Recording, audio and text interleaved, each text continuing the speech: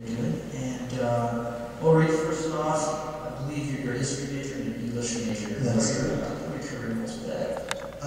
Right after school, I go to the Peace Corps. I think that'll be a great opportunity to not only expand on my humanities, learning about this university, but also get a chance to serve abroad and represent this country. For a while, I thought I was going to go in the military, but it didn't work out, and I think that Peace Corps is a good alternative and a good way of serving and keeping that service as well. After that, options are open. I'd like to go into international development. I work with nonprofit organizations, potentially community organizing. And I think that the steps I've taken thus far, the steps after I graduate, will lead there eventually. Can you talk a little bit about your background, both in ASUN and other organizations?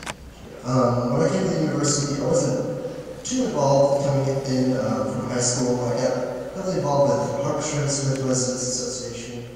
My RS said, hey, there's a student government. I said, oh, I'll run for president. Didn't really know what it meant at the time, but I took on the role, and that was actually a gateway to many other things. I really kind of got excited about involvement. I found that involvement is where learning from other people actually occurs.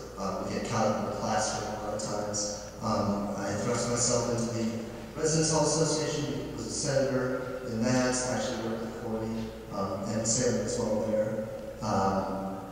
I joined the Arts and Sciences Student Advisory Board, which I'm now president of, and that's a great way to work with faculty, the deans, really focus on academics and what we can do for the college.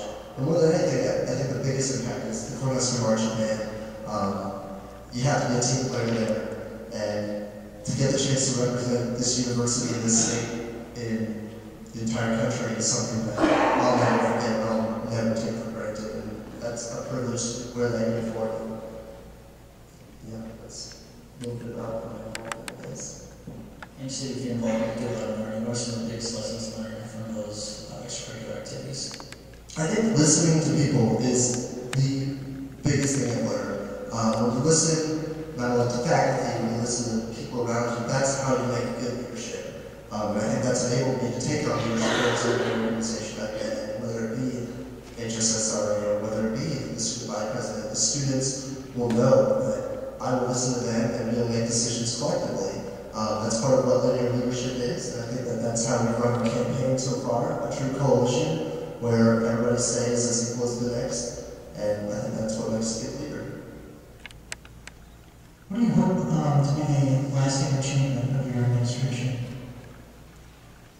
I think that right now, ASUN is not important to students. What's important to students is getting the tools, learning to become a citizen of the world. And I think that finding involvement is part of that learning experience.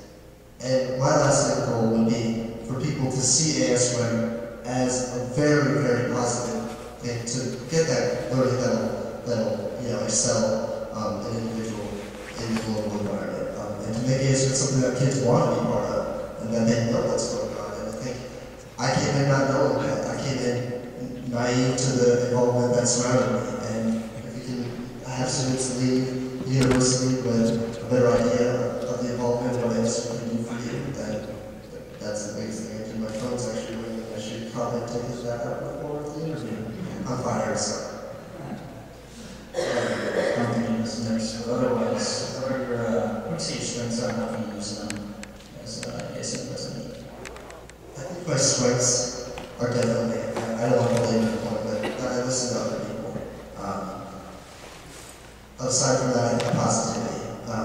Whether it's a situation that is very detrimental at the time being, I think I've always taken the stance that positivity will get you out of it, whether it be, I don't know, a budget crisis in ASUN or forces by right. You have to stay positive because otherwise you don't get past those issues. You have to work hard and eventually find a solution. And positively listening to others is definitely what's led me here, and it's definitely what will lead the student body government if elected. One final question. You mentioned earlier your involvement in the Cornhusker Marching Band, and as a former member, I can empathize with your passion for that organization.